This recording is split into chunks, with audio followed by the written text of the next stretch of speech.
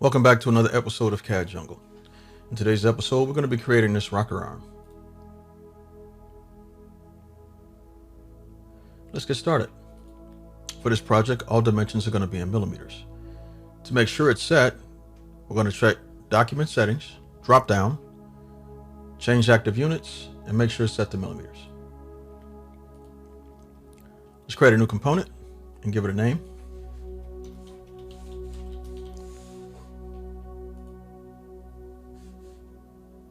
Select the front view, create a sketch on the visible plane.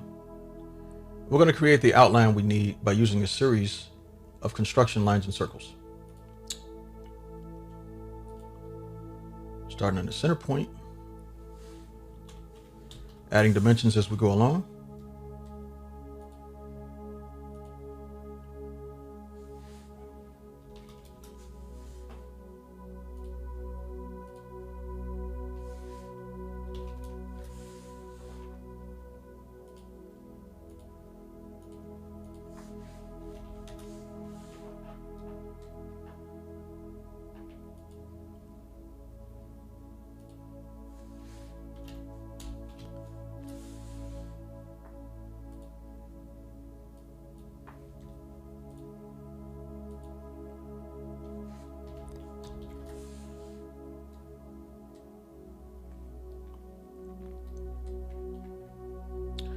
Inside these circles, we want to add a series of lines as well. From one edge to the next, we're going to make it coincident with the center point. And we want the line to be perpendicular with this line here.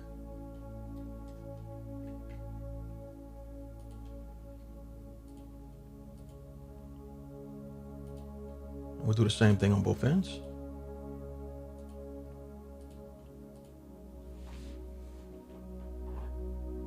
We also need to add some lines in here as well. But we're going to add two lines. First line we're going to add. We're going to make this 65 millimeters.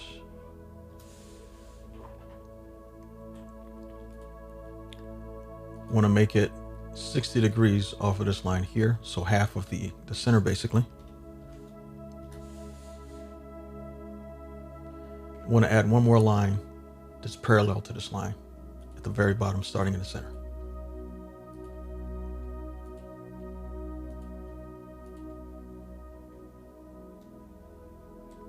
And that gives us our outline we need to create the rocker arm. Take a second and look at the dimensions.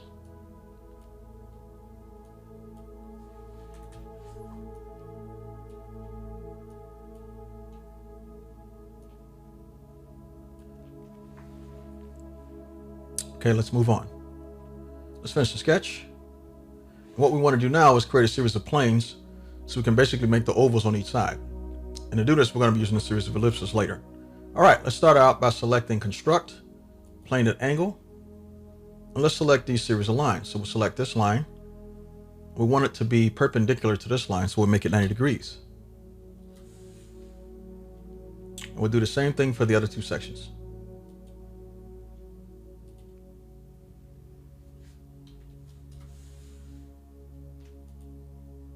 Or what you can do, to make sure that you're using the previous command, you can right click, hold, and drag up. Just right click and drag up, excuse me. And basically let's select this line, 90 degrees, and we're set.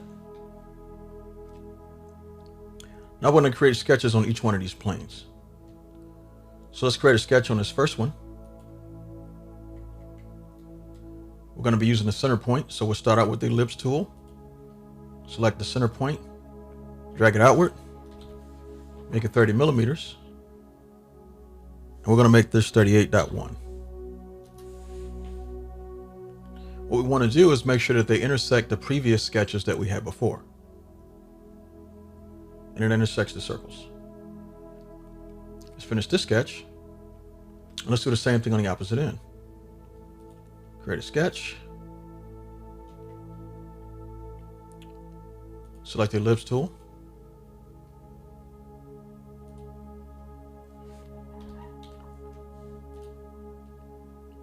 And add the same dimensions.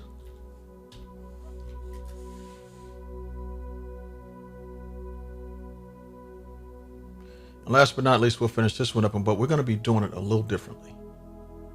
Finish the sketch, create a sketch on this plane.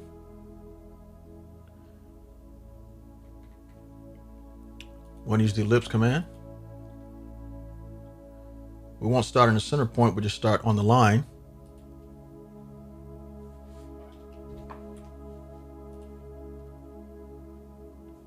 And we'll add these dimensions as follows.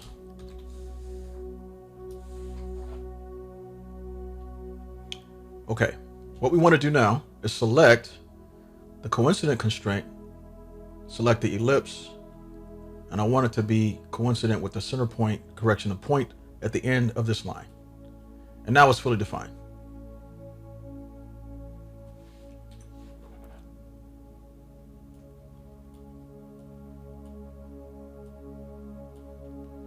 Finish the sketch, and it's coming together nicely for our form. And what we want to do now is once again select the front view, create a sketch on the visible plane, and continue to the outline. But this time we're not going to use construction geometry. We're going to use actual lines. So select this point here and make sure it's tangent with this circle. And we'll do the same here. Select this point and make sure it's tangent with this circle. We'll left click at this point, drag, and it'll cover the circle with an arc. And it's set. For this portion here, we're going to be using a spline. We're going to be using a fit point spline. So I'm going to start here at this point, select this point, and select this point here. And close it off.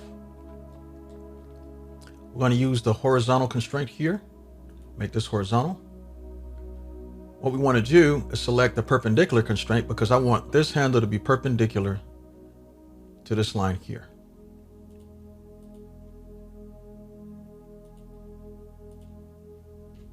And now it's perpendicular.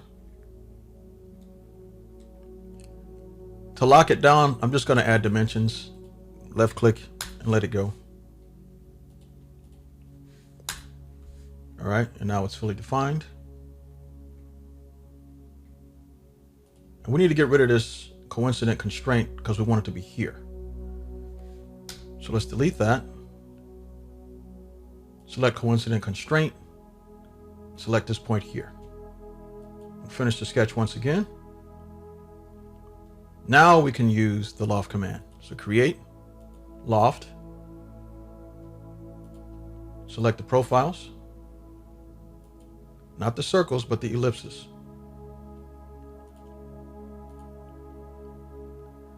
Now select the rails, the ellipse, and this bottom edge here. And there's your outline.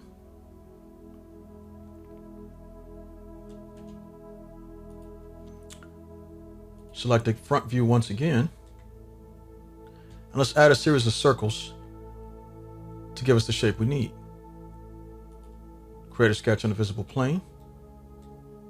I'm going to create a series of 3 circles.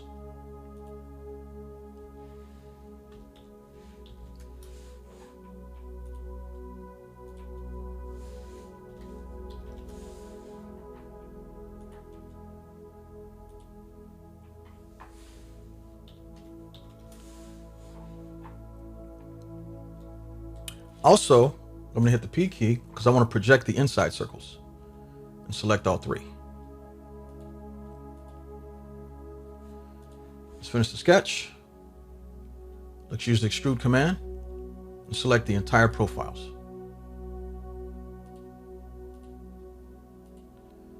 To select the inside profile, left click and hold until you see profile, and it should be selected. Direction is going to be symmetric. Measurement's going to be whole length. And let's set the distance.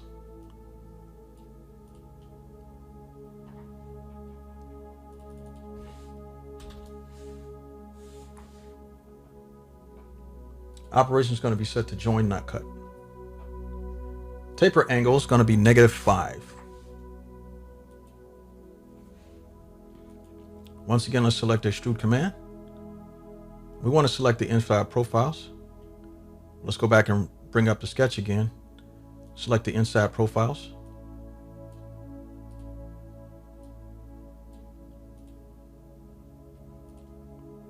Direction symmetric. Distance is going to be all. And operation is sector cut. Turn off the sketches. Let's add some fillets. Select the fillet command. Select this entire body right here. Make it 10 degrees. 10 millimeters. Last but not least, let's select these faces here on the outside.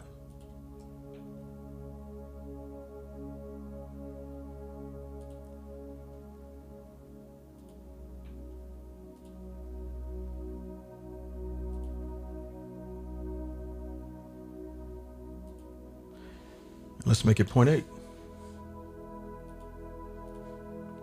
Now complete your rocker arm.